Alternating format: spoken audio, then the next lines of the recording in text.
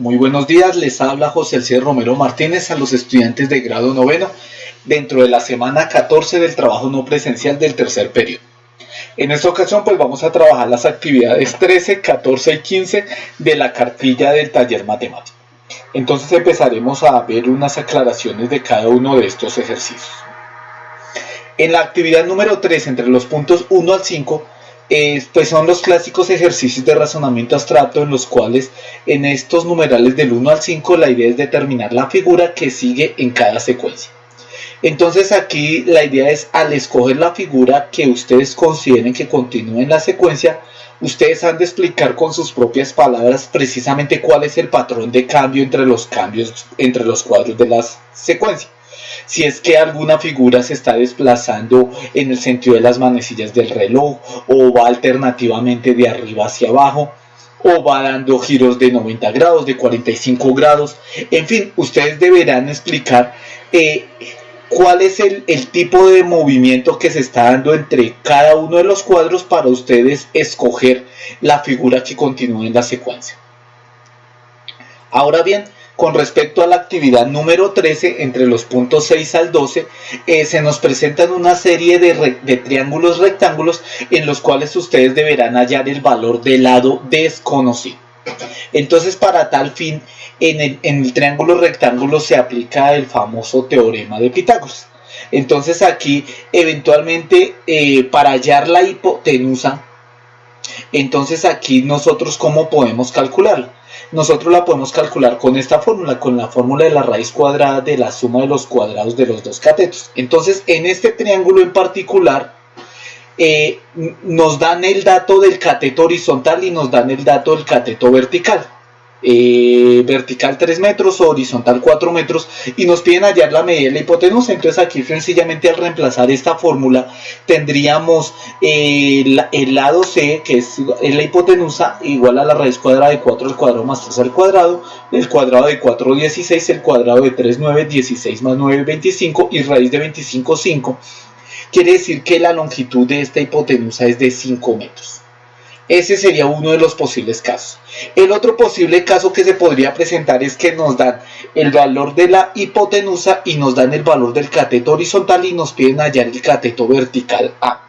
En este caso, pues la fórmula sería que con la raíz cuadrada de ¿qué? Del cuadrado de la hipotenusa menos el cuadrado del otro cateto. En este caso aquí el cálculo nos daría los 3 metros que mide el cateto vertical. Y la otra posibilidad es el cálculo del cateto horizontal. En este caso nos dan la información de la hipotenusa y nos dan la información del cateto vertical, y al reemplazar los valores nos dan los 4 metros que tenemos aquí en la construcción. Entonces nótese que básicamente dependiendo del lado que ustedes conozcan, ustedes utilizarán cada una de las fórmulas. Recuerden, para calcular la hipotenusa la fórmula va con suma dentro de la raíz, y para calcular los catetos la fórmula va con resta dentro de la raíz. Ahora bien, en la actividad número 13, entre los puntos 13 al 21, nos dicen, en cada caso determine el rango de la función dada y ubique el punto correspondiente. Entonces aquí básicamente, ¿qué podemos decir acerca del rango de una función? Es básicamente el conjunto formado por las imágenes verticales. Entonces, en este sentido, nosotros hemos de mirar en el rango de una función qué valores verticales toma la gráfica. En este caso, entonces, pues voy a realizar una serie de ejemplos de cómo se pueden determinar los rangos de la función. Entonces, por ejemplo, en este primer ejemplo nosotros tenemos la gráfica de rojo, es una parábola. Y en esa parábola nos interesa saber, bueno, qué valores a lo largo del eje vertical tiene imagen en la gráfica. Entonces vemos que como la parábola va hacia arriba y se prolonga de manera indefinida, pues los valores que puede tomar esa parábola en la vertical van desde ¿dónde? Desde 0 hasta infinito positivo. Por lo tanto, aquí el rango sería y mayor o igual que 0. En el ejemplo número 2, mire que aquí tenemos la misma parábola pero invertida hacia abajo. En tal caso, entonces nosotros diremos que el rango de nuestra función son ¿qué? Son todos los valores verticales menores o iguales que 0. En anteriores talleres habíamos hablado del cálculo del dominio, que era los datos en la horizontal. Para el rango nosotros miraremos o recorrido también lo podemos ver, miraremos los datos en la vertical. Por ejemplo, en el punto número 3, esta gráfica de rojo tiene imagen vertical desde menos infinito, desde abajo hasta arriba. Entonces, básicamente todos los valores verticales, o sea, todos los reales, serían el rango de esa función número 3. Y en el ejemplo número 4, nótese que aquí nuestra gráfica en rojo oscila entre más 1 y menos 1. Entonces aquí podemos decir que el rango es que son todos los valores verticales mayores a menos 1, o sea que están por encima de menos 1, y a su vez que estén por debajo de 1, o sea menor o igual que 1. Este tipo de funciones periódicas las veremos el año entrante en décimo. En este quinto ejemplo, por ejemplo, tenemos una circunferencia, ¿cierto? Y esa circunferencia, nótese que aquí cada división representa una unidad. Entonces, nótese que aquí la circunferencia pues solamente tendrá unos valores comprendidos entre ¿dónde? Desde 1, 2, 3, 4, 5, 6 y 7. Entonces, por ejemplo, el rango de esa gráfica, de esas relaciones en esa circunferencia va desde 1 hasta 7.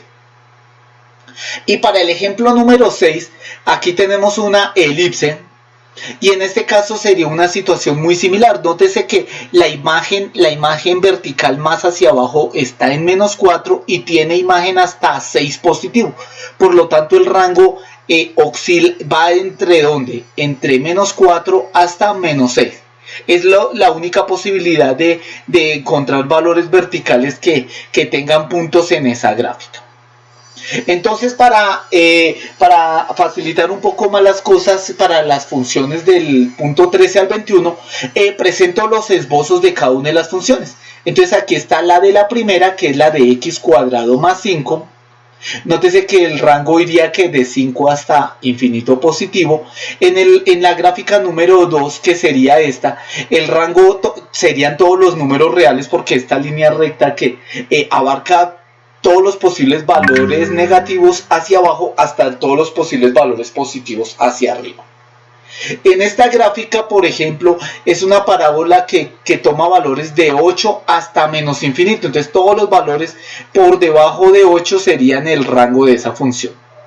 Para esta función, que es una línea recta, pues todos los valores verticales harían parte de esa función. Y para la número 5 inclusive tendríamos aquí desde aproximadamente 2.2 hacia abajo. Para el gráfico número 6, nótese que esta media parábola sube sin parar, o sea, a pesar de que no crece tanto, pero esta línea tiende a ir hacia arriba. Entonces, por lo tanto, esta gráfica nosotros la tenemos desde ¿dónde? Desde 0 hasta ¿dónde? En el rango, hasta infinito positivo. En el gráfico número 7 se presenta una línea recta, ¿cierto? Que puede tomar valores desde el valor de infinito hacia arriba hasta infinito hacia abajo. Entonces, prácticamente aquí esta línea pasa por todos los valores verticales. Y en el gráfico U8 la situación sería la misma, pasa por todos los valores verticales. En la número 9, en cambio, pasa desde donde va desde 0, porque ahí estamos analizando únicamente lo vertical, desde 0 hasta infinito positivo, hasta arriba. En la actividad número 13, entonces, para los puntos 22 al 30, nosotros vamos a representar en cada operación, cada letra representa un dígito. Dígito, en este caso, del 0 hasta el 9. Y la idea, entonces, ustedes deberán ensayar dígitos de tal manera que se cumplan inicialmente estas operaciones, estas 4 operaciones, esta suma, esta resta, esta multiplicación y esta división. Y después de obtener los valores de los dígitos, ustedes deberán realizar esas operaciones. Entonces aquí se propone, el paso número 1 es que ustedes por tanteo pues establezcan cuáles serían los valores de esos dígitos que deben cumplir estas 4 operaciones. Y seguidamente entonces es realizar las operaciones, eso sí, aplicando la jerarquía. Entonces en el punto 22, pues aquí lo primero que habrá que realizarse sería que la potenciación y luego la suma. En el punto 23, pues se puede hacer aquí primero la multiplicación de A por G y ese resultado lo multiplico por D. En el punto 24 se sugeriría primero hacer esta potencia F elevado a la A, luego la multiplicación C por A y luego estos dos resultados sumar. Entonces ahí el orden que sugiero sería potencia, multiplicar y luego sumar. En el punto 25 sugiero hacer aquí por aparte esta multiplicación para obtener un número, aquí por aparte realizar esta potencia y después estos dos números que multiplicarlos. Para el número 26 sugiero hacer primero la potencia, luego esta multiplicación de 2 por f y luego la multiplicación de estos dos resultados. En la 27 pues tiene una única jerarquía, directamente la multiplicación. Para el 28 sugiero desarrollar primero la multiplicación d por e y por g, obtengo dos números que luego los voy a sumar. Para el 29 sugiero primero hacer aquí la suma de h más d y después c por el resultado de h más d, hacer la operación. Y para el ejercicio número 30 propongo primero hacer a por c, luego a ese resultado a por c multiplicarlo por a y luego aquí obtengo un único resultado que le resto el número e. Entonces doy por finalizada esta primera parte de la explicación. A ustedes por su atención, muchas gracias.